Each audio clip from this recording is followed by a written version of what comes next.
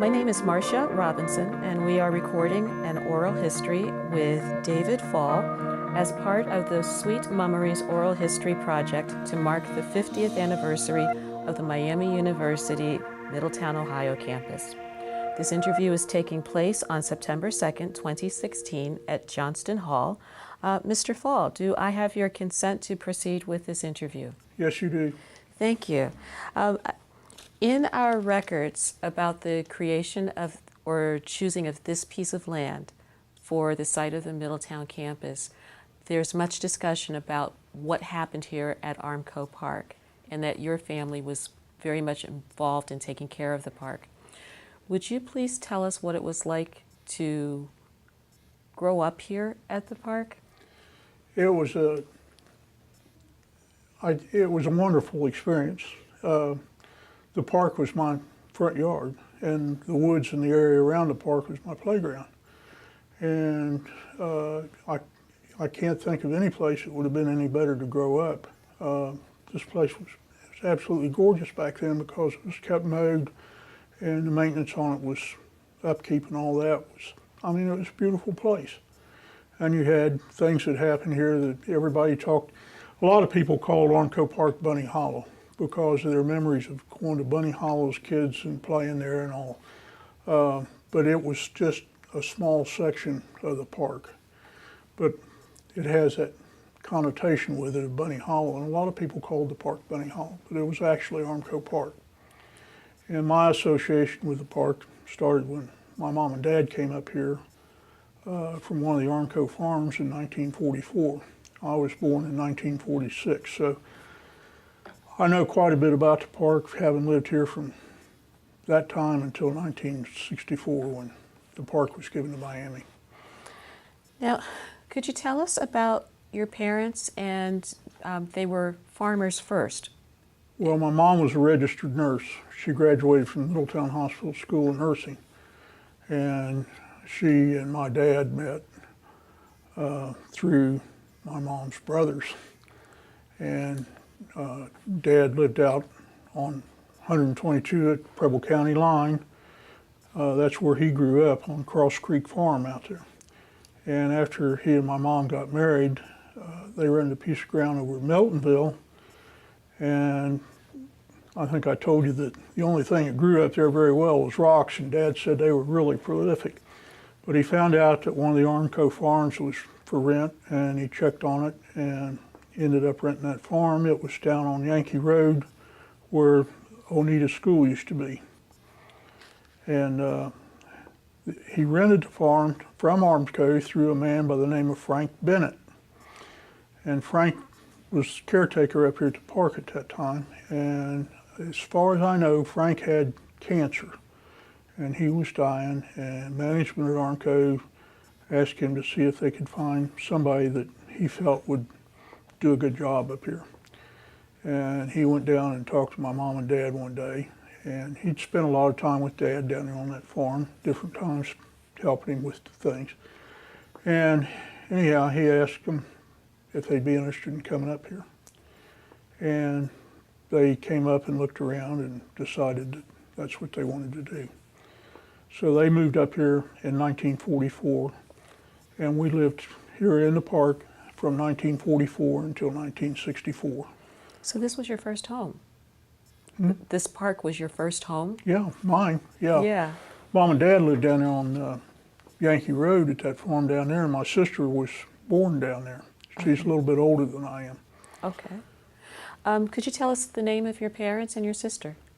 Walter H. Fall and Edna May Long Fall, and my sister's name was Dottie. Okay. Can you tell us where the house was your house was located on the land here? Yeah, down here where the Science and Tech building is, the next hill over on top of that hill. If you go down in where the tennis courts are now and go to the left and go up as far as you can go, there's a parking lot there. And that parking lot, you're looking right straight up into Bunny Hollow. And our house set up on top of the hill there above Bunny Hollow to the right. What did the house look like? It was green. It had a tin roof on it. It was 3 bedrooms and 1 bath. Had a living room, dining room, kitchen. Had a basement under it. Had a screened-in front porch on it. It was quiet, private. Had all kinds of critters and varmints running around up there. Fox and raccoons and just squirrels, anything you can think of. And then when we lived up there, at one time we had cattle that were in the deer lot up behind the house, and we had ponies and horses in there too at different times. And it was an interesting place to live. There wasn't anything that, you know, if you wanted to go outside and wash a car at 2 o'clock in the morning, you wasn't going to bother anybody. But where the Science and Tech building is, that was where the old Forest Hills Country Club building was. And then down over the hill on the other side, you went down to the pool, the Forest Hills pool. And once this was given to Miami, then Forest Hills Country Club moved down on 4th Avenue, 2nd Avenue, and Mr. Verity's golf course was back there behind it, run down along the river levee. And they built a new pool down there, a new clubhouse, and that's where Forest Hills went.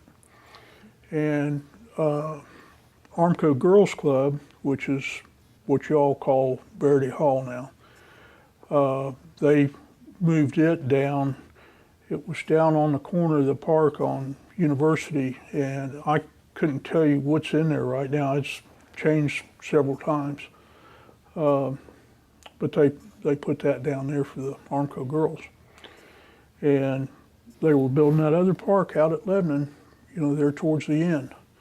And the stockholders were raising Cain about expenses and all this stuff, and they started divesting themselves of a lot of property here in town. Armco supported a lot of things here in Middletown. It was unbelievable the money that they pumped into Middletown. The YMCA, the hospital, there was a facility down on South Verity at Lafayette, was called the Armco Colored Center. And it was built because the colored people at Armco wanted a place of their own. And there was a basketball court in there and different facilities. It's still there, belongs to the city. They donated that to the city. There was a school down on South Main Street. It was, at one time it was called Edison School, and then they changed the name of it to Booker T. Washington. And it was, they quit using it, and according to the deeds and everything on it, when they quit using it as a school and the city no longer wanted it, it went back to Armco. Armco got it back, tore the building down, and donated the ground to the city.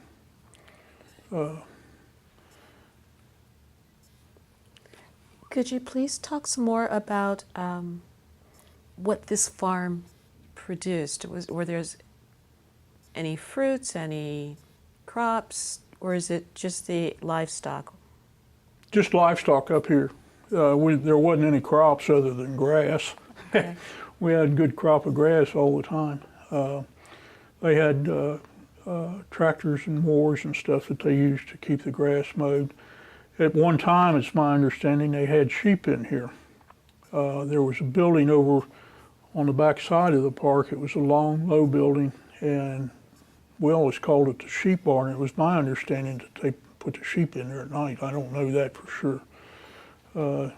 Somebody that's more knowledgeable about what went on here before my time could probably tell you more about that. There was a little building down just inside the front gates of the park, and it was a little white building, and supposedly there was a gatekeeper.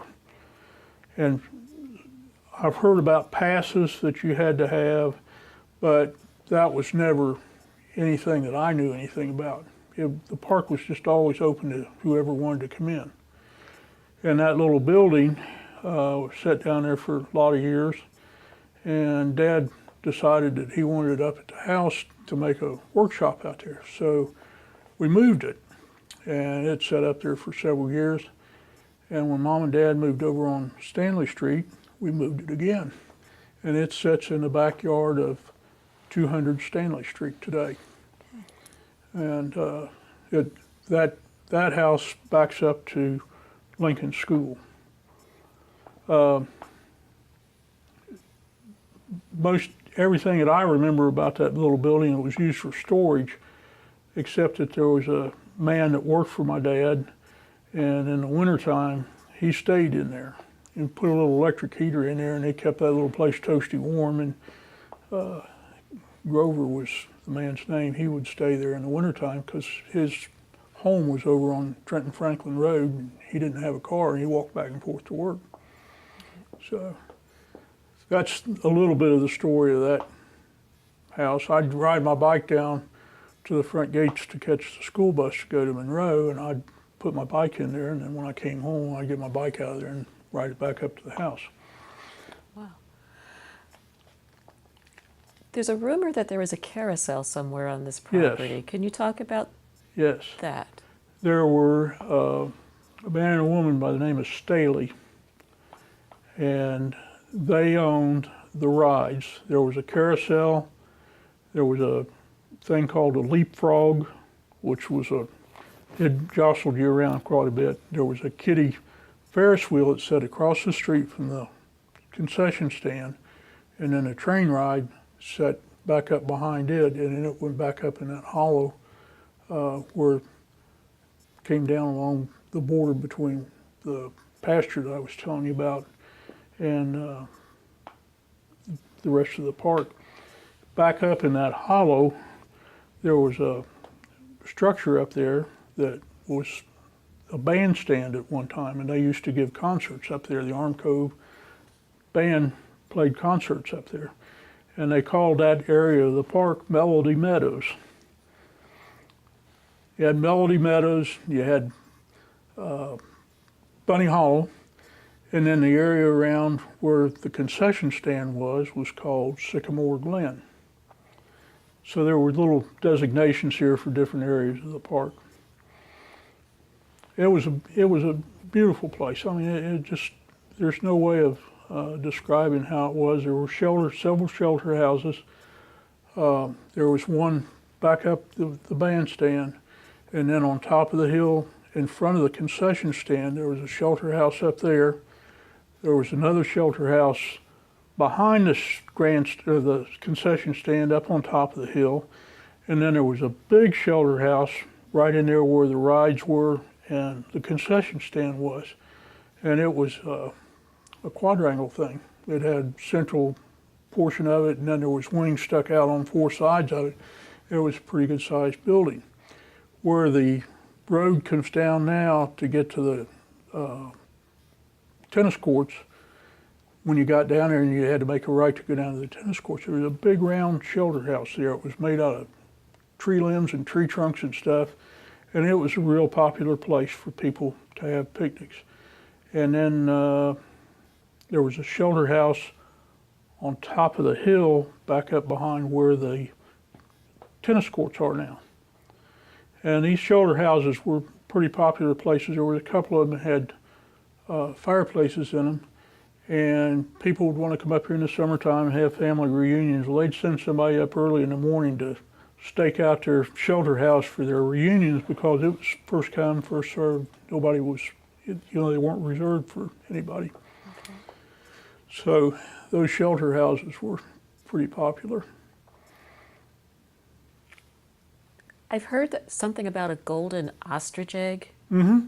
Can you tell me the story about that? Yeah, Easter time, for as long as I can remember when we lived up here, they had an Easter egg hunt on Easter Sunday. The Middletown Police Department, the police officers would come up and they'd hide the eggs. And there'd be eggs all over Armco Park. Part of them were prize eggs, and they had a designation on them, and they'd take the egg down and turn it in at the concession stand, and they'd give you whatever the designations was for it. And then the golden egg, which was an ostrich egg, it was a pretty good sized egg. It was worth $5. Wow. And that was always a big deal. The kid would find a golden egg, and they'd put his picture in the newspaper and all that. And the police officers would be up here on Easter Sunday, and several of them had horses, and they would ride their horses and motorcycles all over the park, and it was a really neat thing. And that was usually about the time the park opened for the year. They might wait a little bit after that, but usually it opened around Easter time, and it usually stayed open until about the 1st of November, and then they closed it down. Before we started recording, you said another major holiday was the Veterans Mm-hmm. Day. It was in the summertime, and it was a picnic that they had for retirees from Armco. And they would set up tables in the big flat area down there where the tennis courts are now. That whole area down there would be full of tables. They'd have a stage set up. They would bring celebrities in from the local area here. I remember one time Bonnie Lou was here from Cincinnati, and just different ones. And they'd fried chicken, they'd have barbecue set up, and it was a grand time for the veterans. And it would take them 2 or 3 days to set it up, and several days afterwards to take it down. When they had the Easter egg hunts, for several days after the Easter egg hunts, the park would be littered with crows eating broken Easter eggs. They'd be all over the place up here. And then when they had the Veterans Day picnic, they'd bring dumpsters in, and they'd just roll these paper up that they had on top of these tables that were pieces of steel ox, which was something that Armco made. And they just roll those papers up with all the trash and everything in and throw them in a dumpster. Well, that was generally on a Saturday. Well, Saturday night, the raccoons and all the critters and the varmints had a field day up here at the park getting dinner. And it'd take them a couple of days to clean things up. So, but it was a lot of fun for the retirees. It was something special for them. So. I just want to clarify, when you say veterans, you're talking about retirees of the company, not Yes, necessarily ma'am. war Yes, veterans. ma'am. So Right. if you could explain that in a tape again. As far as The veterans refers to the yes, the veterans referred to the Armco retirees. Okay. Now, I'm sure that some of them were veterans as in the military, but it was primarily for the retirees. So this park had activities for the retired people, activities for the children. The company seemed to look out for the whole Community. Yeah. Yeah. It was Armco Park was really one of the crown jewels for Middletown, because everybody was welcome, and everybody came up here, and picnics and steak fries and kids playing. And in the wintertime, when we had a big snow, the hill behind the tennis courts was a sledding hill. And at times, if there was enough snow, they'd open the park up and let them come up to sled. I can remember a lot of people getting hurt, running into trees and guardrails and all kinds of stuff. If we had a real good snow on, a lot of times Dad and I would go down to the maintenance shops. They were heated, and we'd stay down there until 10, 11 o'clock at night until things kind of settled down, because somebody get hurt, they could come over and use the phone, whatever, get help if they needed to. Okay. There were some people that got hurt pretty bad. There was one girl, they brought her up to the house one night. It must have been 11 or 11:30, and whole side of her face was just looked like raw meat. And she'd run into a honey locust tree on a sled, and it really tore her face up. And she was crying, and Mom told her that they needed to call her parents because she was going to have to go to the hospital. Oh, you can't call my parents. And Mom said, well, why not, honey? And she said, my parents will kill me. I wasn't supposed to be up here. Mom looked at her and said, well, they're going to know you were someplace. So there were some accidents that people got hurt sledding, and luckily none of them were really all that serious, but they had a lot of fun sledding up here. A lot of good memories of that. Since this was your front yard and your backyard, did people get to know you and you became neighbors with a variety of people? Some that I went to school with through grade school, people that lived right straight across the street from the park there. There were several of them that were the same age as my sister and I, and we did know some of them. Mr. and Mrs. J used to be caretakers over here at Holiday House, and if my mom was working, then we'd get off the bus and we'd stay over there with the Jays until Mom and Dad could pick us up. And they were wonderful people. They took care of the lodge there for the girls' club. Do you know anything of a place where teachers might have lived on the grounds? Once teachers, I heard a rumor that one of the faculty members, once this became the university, there was some place where the faculty member was able to rent a place to live. It might have been our old house, I don't know. I don't know for sure exactly when that was torn down. It was torn down after we left. I understood that it had been rented out for a while, and I don't know what the final disposition on that house was. Had a fireplace in it. Of course, you sit up there amongst all those trees and everything on top of the hill, and we had some playground equipment up there. Dad put a swing up for us and a teeter-totter and had a basketball goal. And you go out there and play basketball, and it'd bounce off the backboard on the goal and end up going down over the hill because you couldn't get it to it quick enough, and you'd have to go all the way down to the bottom of the hill to get it. And it was a unique place to live. I can't begin to tell you how the different things we did. Like I said, I had horses and ponies up here, and I used to ride down the park, and just that was my front yard, and it was beautiful down there. I mean, never lacked for anything to do. One of the documents that you brought for us, including family photographs, is a magazine cover with your father's picture on it. Could you tell us a story about that? That is a copy of the magazine that was put out by Armco. It's called a Co-op. And Dad's picture was on the cover of that in 1957. And I don't know how all that came about, but that was one of the pictures that was on him, in there on him. There was another smaller picture of him. They ran an article in there about pig iron out at the mill, and they said, well, that wasn't the only pigs that they had, and they got into the story about the Armco farms. And they got a picture of my dad standing there holding one of the little pigs from one of the farms. And then there was a picture of him in there out at the Lebanon Park when they were building it. So that's the only three I know of. There might have been others, but those are the ones that I know of. Okay. So, in some of the early correspondence, there's a mention that there was concern for the Caretakers family as the property transferred to become a university. Do you have any information about what that concern may have been? I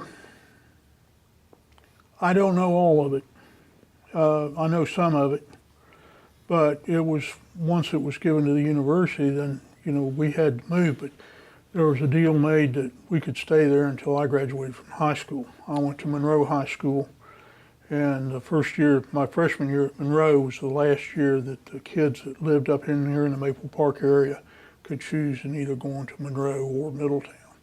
And there was a lot of us went to Monroe, and there was a lot of them went to Middletown.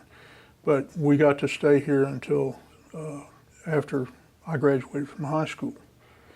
And that was an exciting time, so to speak. But it was sad to leave because of all the wonderful memories that were up here.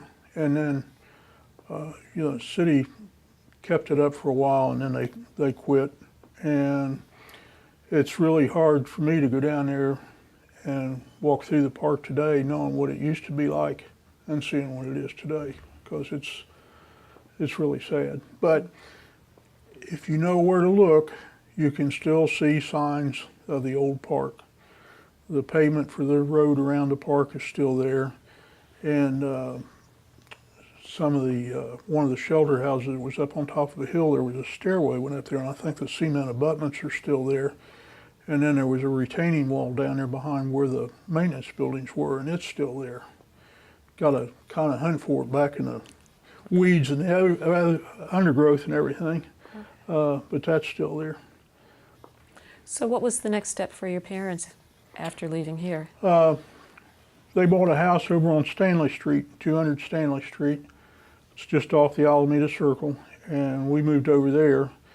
And the old gatehouse that was down at the front gates of the park had been moved up where our house was here in the park, and Dad moved it over on Stanley Street, and it's behind the house there at 200 Stanley Street, which backs up to the Lincoln School grounds. And they lived there for several years, and then moved over on Marshall Road at Grand, and then eventually their health got to be such that they moved to Tennessee to be closer to my sister and I. Okay. So you drove up from Tennessee for this interview? Mm-hmm. Thank you. I had to be here for some other things anyhow, but I found out about this a while back, and then I never heard anything else. And I was surfing the internet one night, and I saw something about it, and I talked to you. Thank you. So. That's an honor. Thank you. My next question concerns the gates of the park. Can you tell us about the park gates? The gates of the park were mounted to 2 stone posts that were down there at the entrance to the park, where straight across from Sunset Drive. Those posts were moved about 150, 200 feet down, and the gates were still on them after they were moved. I have no idea what happened to those gates. I would love to know. They were gorgeous gates. They were wrought iron. They were heavy. Whoever moved them had a job moving them, because we had to take them down one time to do some work on the hinges on them, I believe. And we had a tractor up here with a front loader on it that was part of the equipment for the park, and it was all that little tractor could do to lift those gates off the hinges. And the part that needed to be repaired was mounted to the post, and they got it repaired. We couldn't do anything after we got them off, other than just, we could swing them around and then swing them back in place and drop them back down. We couldn't move with them because they were so heavy. Yeah.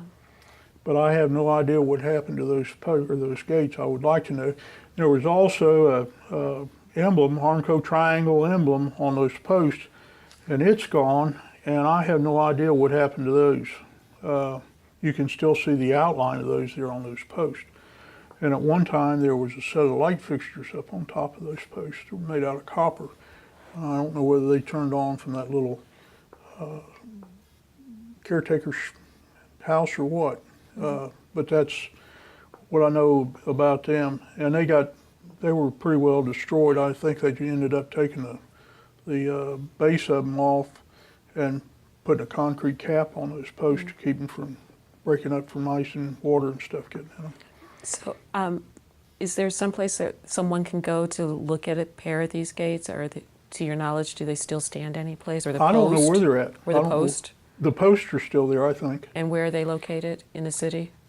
They're right down there close to where the front gates to the park were, the front entrance. Okay. If you're standing at the front entrance to the park looking up into the park, they'll be down to your right just a little ways.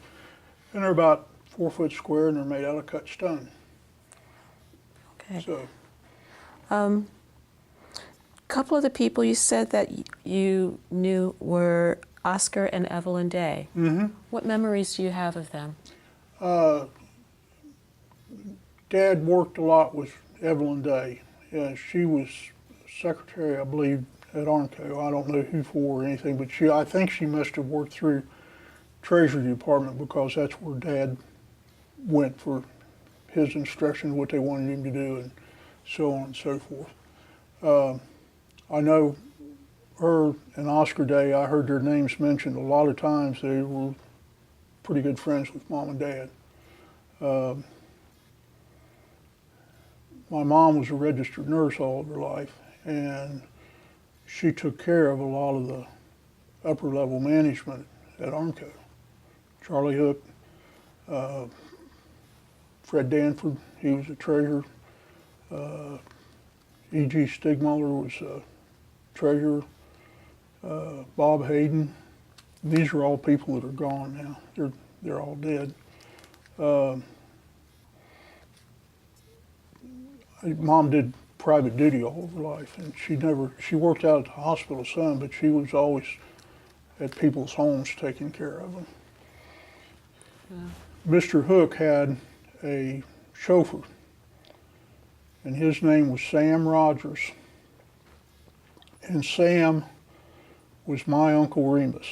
When I was just a little guy, Sam would take me and set me in his lap, and he would tell me stories, and he would laugh, and he'd just shake all over when he was laughing.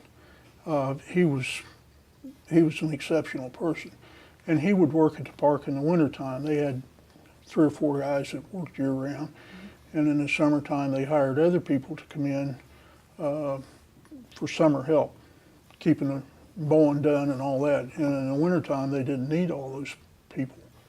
So those guys were just temporary in the summer, but there was several that, I think 3 or 4 of them usually spent the winter up here.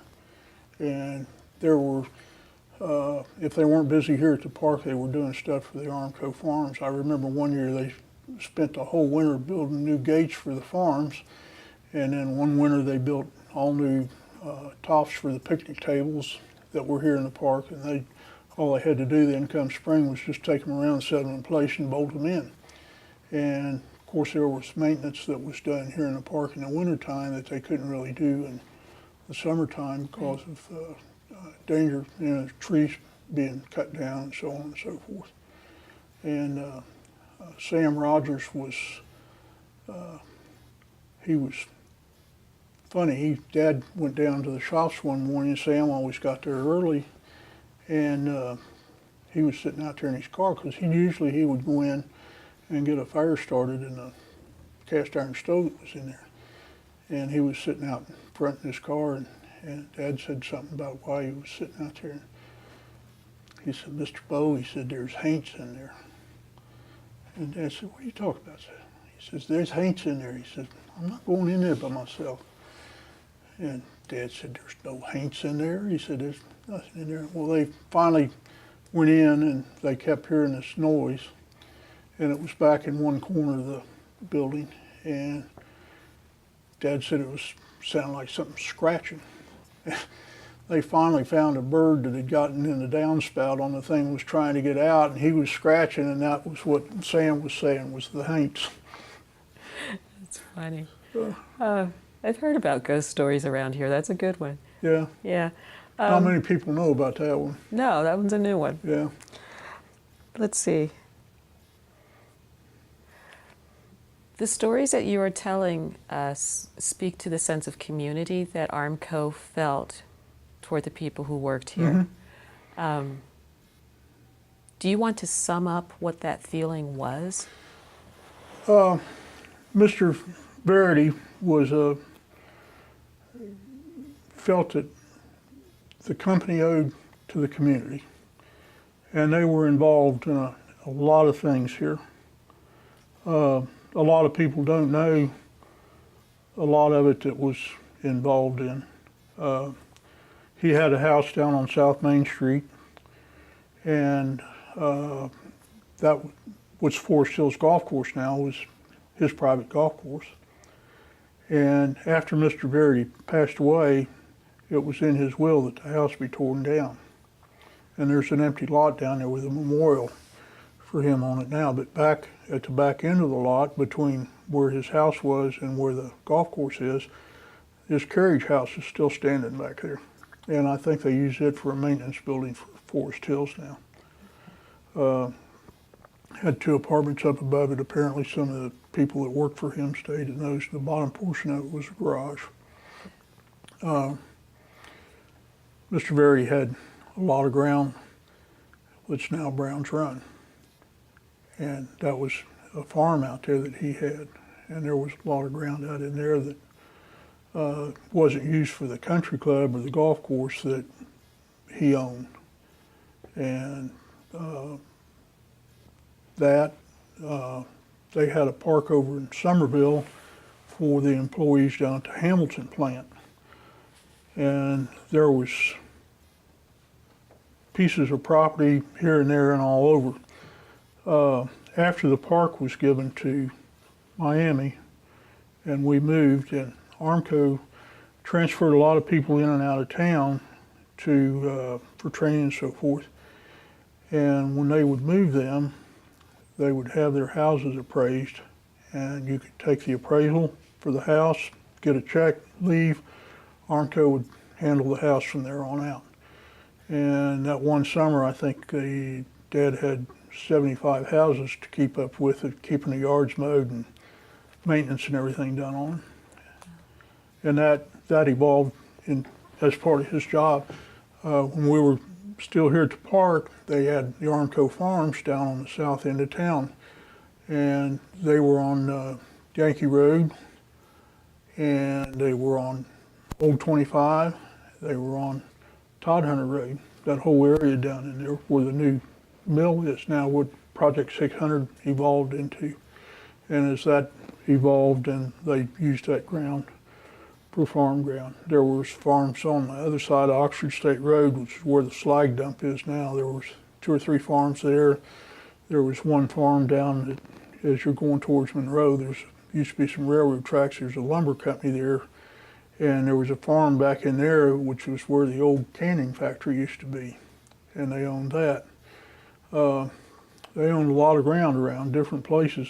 A lot of people probably never knew about it, but again, Mr. Verity felt that the company was a success because of Middletown, and he gave back to Middletown in a lot of ways. They had fundraising things for the hospital, the YMCA, just a multitude of different things that they supported. Camp Hook was named after Charlie Hook. Charlie Hook married Mr. Verity's daughter, and they had a farm out Morning Star Road, and they donated that to the Boy Scouts for summer camp. So it was no surprise that the land from Armco would be given to create a college for the employees' children. It was my understanding that Miami had been trying to find a place for a while. And I think I told you before, at that period of time, in their 64, 63, things was getting tough for steel. And they started diversing these properties off because of the expense in taking care of a lot of them. And Armco Park had kind of outlived its thinking as far as Armco is concerned.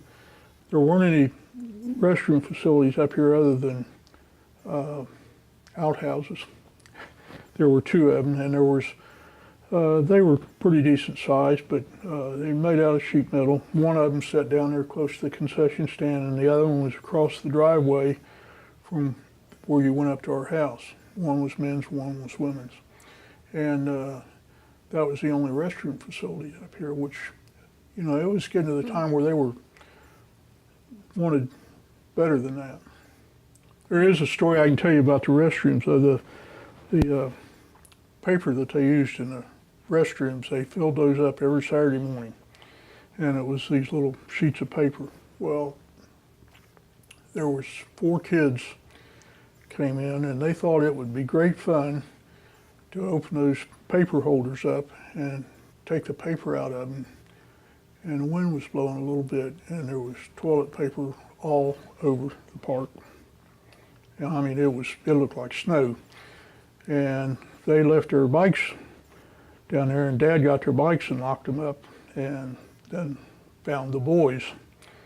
And he told them to call their parents and told them they were going to be here for a while. And they had sticks made out of broomsticks that had a nail in them that they used to pick up trash around the park. Well, he gave each one of those boys one of those sticks in a cloth bag, burlap bag, and said, "Have at it." And they had to stay up here until they got done. Well, late that afternoon, there was a gentleman came in, and he said, "I understand you've got my son up here." And he says, "Yeah." And he was inquiring about what his son had done to be locked in up here, so to speak. And Dad took him and showed him. And the man, I think he was kind of upset at first, but after he saw what they had done, he said, well, I can assure you one thing. And Dad said, what's that? He said, well, that young man of mine won't sit down to eat supper tonight. So I don't know what happened to the 4 boys, but they spent a lot of time picking up paper. That's funny. I'm really enjoying listening to these stories. Are there others that you'd like to share with us for the record while you're here in town? Well, there's probably a lot of things that I'm not thinking about. I've told you about Fenwick School, where it is now, and what that used to be, the girls' club and the old Forest Hills. And like I said, there's a lot of things left of the old park down here. You just got to know where to look for them. And you know, sometimes somebody wanted to walk through the park, I could and film some of this stuff. I could show them where some of this stuff is. But it's difficult for me to see it looking like it does today compared to what I remember growing up here. And I'm sure that there's a lot of other people here in town that could tell you about wonderful memories that they have. I see a lot of it on the internet. And that it really is heartwarming to read the stories that some of these people tell about coming up here and staying and so on and so forth. There were times that Mom and Dad would be gone, and this was after I got in high school, and I'd have to close the park.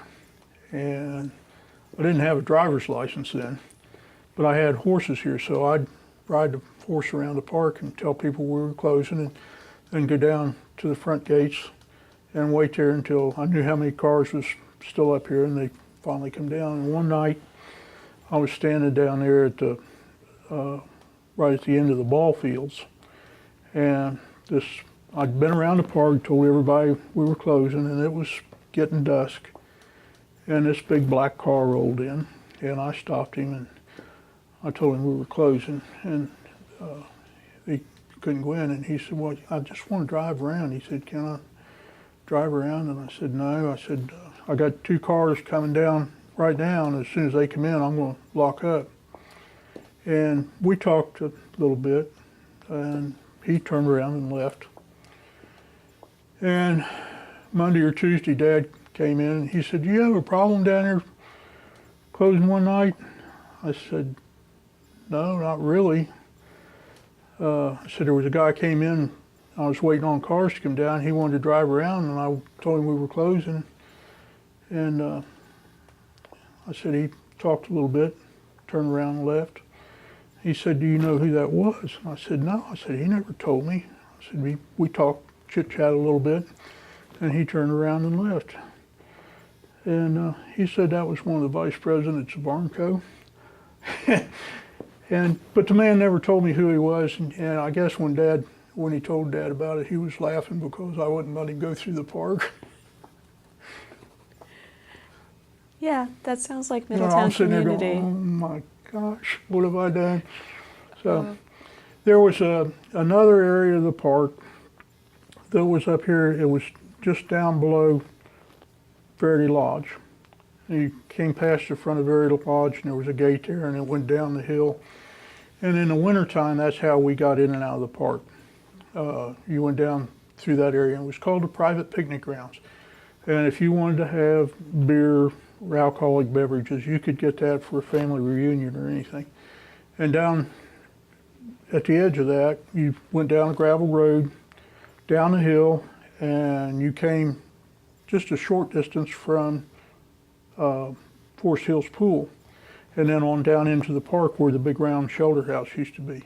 And that's how we got in and out of the park in the wintertime, when the gates were closed. That way we didn't have to get out and open gates and close gates and all that.